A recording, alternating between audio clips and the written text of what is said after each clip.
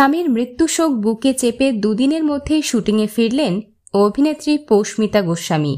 দ্বিতীয় বিবাহবার্ষিকীর ঠিক আগেই স্বামীহারা হলেন অভিনেত্রী পৌষ্মিতা। এই মুহূর্তে মিঠিঝরা ধারাবাহিকে রায় নীলুর মায়ের চরিত্রে অভিনয় করছেন অভিনেত্রী পৌষ্মিতা। গত 10ই জানুয়ারি রাতে অকালেই চলে গিয়েছিলেন পৌষ্মিতার স্বামী অর্ণব রায়। টেলিপাড়ার অতি পরিচিত মুখ ছিলেন অর্ণব। দীর্ঘদিন অ্যাক্রোপলিস এন্টারটেনমেন্টের কার্যনির্বাহী প্রযোজকের দায়িত্ব পালন করছিলেন তিনি। মাত্র 40 বছর বয়সেই হৃদরোগে সবটা শেষ। স্বামীকে হারিয়ে ভেঙে পড়লেও বাইরে থেকে নিজেকে শক্ত রেখেছেন অভিনেত্রী।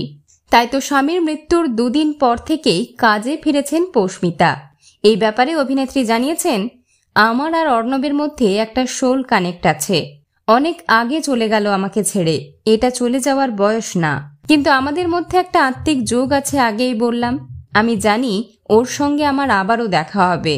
2021 সালে আইনি বিয়ে সেরেছিলেন অর্ণব আর পৌষ্মিতা। পরের বছর ফেব্রুয়ারিতে ধুমধাম করে 7 পাকে ঘুরেছিলেন দুজনেই, কিন্তু দীর্ঘস্থায়ী হল না সেই পথ চলা। বিনোদন জগতের আরও অন্যান্য খবর নিয়ে ফিরছি, জুড়ে থাকুন আমাদের সঙ্গে।